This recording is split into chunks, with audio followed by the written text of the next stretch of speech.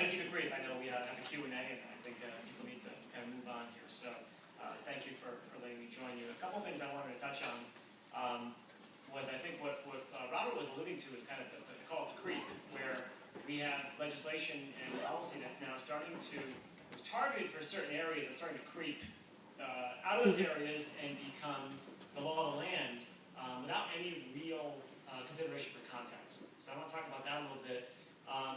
And I have some incredibly provocative comments and notes, and I have to go off script. And I'll tell you why. I sat and listened to Anthony, and I'm Italian and Irish, so I started crying with you. Okay, so I was so moved, and I couldn't think about this anymore. I thought about my 3 kids. That's all I could think about was my 3 kids. I have 9-year-old Ella. I'm not going to cry. I have a 3 truck. 7-year-old Owen, and I have a little guy, Gavin, who's in pre-K. And I started to have these visions in my mind of conversations that I've had over the past year or so. And I thought, oh, God, not them. You know, this went from professional mission to very private. You know, hearing Anthony and thinking about this. Ella started 4th grade this year, and she's got a tremendous teacher. We've been blessed with some great teachers in a great town. And about a year and a half ago, in 2nd grade, I was doing the nighttime routine with her. And you know, my wife and I take turns who's reading. And, you know, kids, if you have kids, that's the time they just feel it all. Hey, good night, sweetie. Oh, Dad, by the way. But this was tough. This one was tough. So, end of 2nd grade, and this is the year Ella became a reader. And it was very exciting because she can always decode and blah, blah, blah. And she did great on dibbles, I'm sure, which I couldn't care less about. She's great on nonsense words. If you give a dibble someday, guys, do good on the nonsense words. And I sat there, I said, sweetie, almost 2nd grade's almost over. You know, so how was it? You know, what'd you learn? What are you going to miss? What was great? And she immediately went into this just blank stare, like, we did writing today. I said, we write every day, sweetie. Your teacher says write a workshop. I mean, what do you mean? No, today was different. I had this pit in my stomach.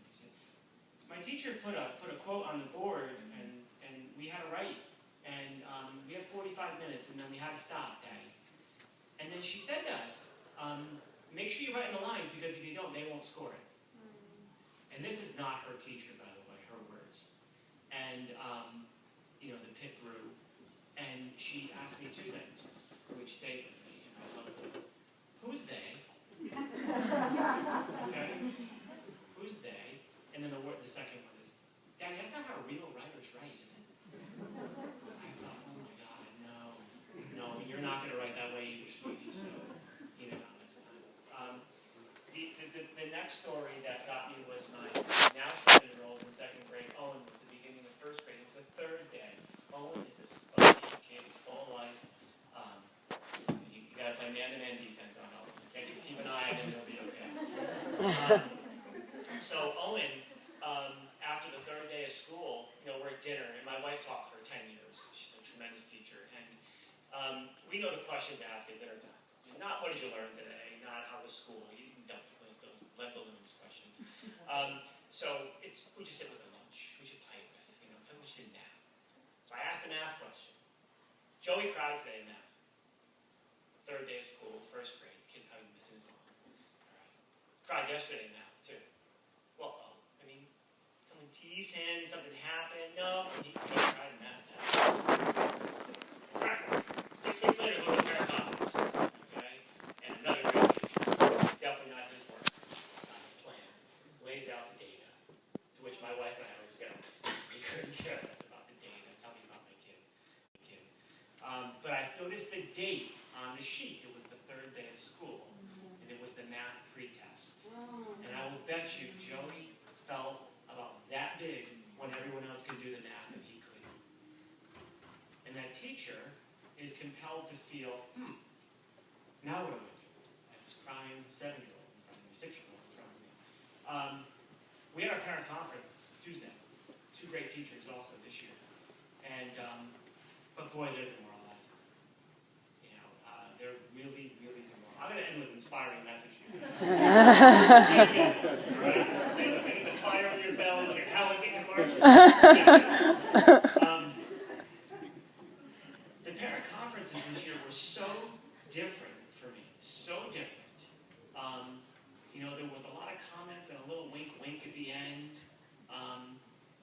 was a comment about the pretest, and that, you know what, though, at least at the end of the year, they're going to do so much better.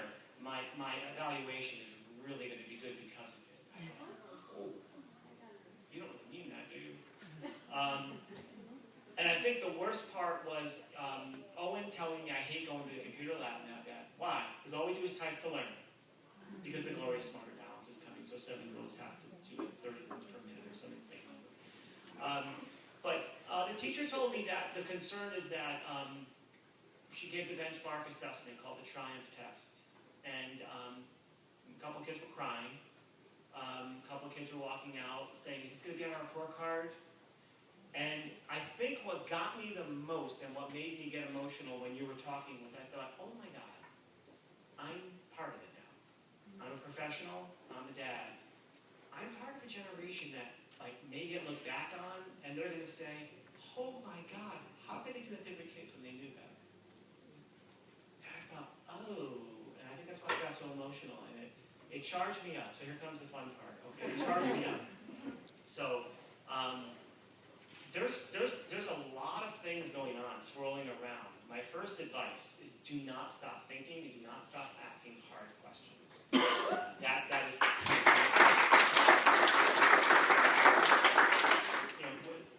The ironic thing of 21st century skills cliche is that we need liberal arts thinkers more than anything else in the 21st century, okay? So you need to stay the course, okay? And you're going to end up in a district someday, maybe not, okay? And you need to ask hard questions. What Robert did as a teacher, asking hard questions, is really important. Don't stop thinking, okay? Because there's a suspension of critical thought in our profession. And it's rather appalling. It's happening at all levels.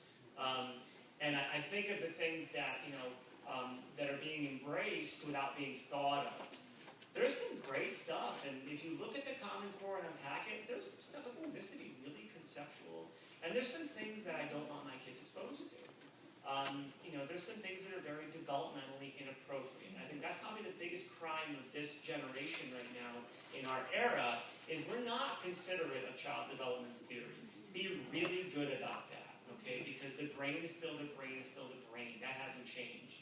You can move standards, and you can move kids off of tests, and you can change the needle all you want. The brain is still the brain. And emotional development is emotional development. So I just encourage you.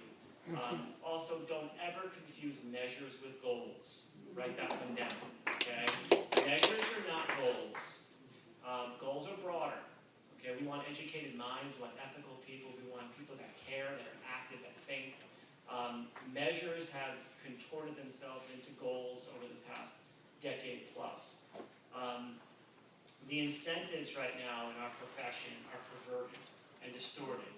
Okay, and critical thinkers that with a good liberal arts education, okay, are going to get through that part, and we all will get through that part because water's coming on the ship all over the place right now.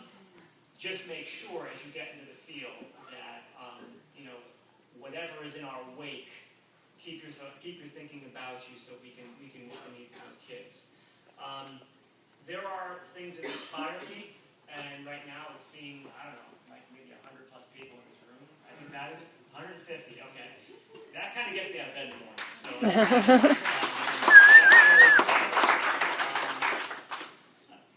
Be aware, because as Robert had alluded, we are in a one-size-fits-all compliance-based era. So I'd ask for some relief from rigidity. That's my language, okay? I'm representing my district, because I know no one is going to tell me what the needs of the 3,500 kids in my district are. No one 4 and 5 bureaucratic layers away knows the answer to that question. I know the answer to that question, and I'll provide the answer to that question. So relief from rigidity is key in this era, and keep asking for that and keep fighting for that. We know what works. What works is getting teachers around the table, looking at student work, knowing why they're in the field, knowing what they're here for. What doesn't work is inundation, of prayer at the altar of data. That doesn't work. And faces are what work, not numbers. And as you get into the field, don't lose sight of the moment. Don't lose sight of the fire in your belly tonight. simple, and we're all based on relationships. That's what we do. There is no bottom line. I'd love to know. What's the bottom line to parenting? The bottom line to parenting is probably the most important thing you can do. Is there a bottom line? Is there a bottom line to marriage? Is there a bottom line? There is no bottom line. As much as we want to create it, want to say there is one, doesn't make it so. So I know I'm going to cut my comments short because y'all have been sitting a real long time, and I appreciate your patience, and I just thank you for having me.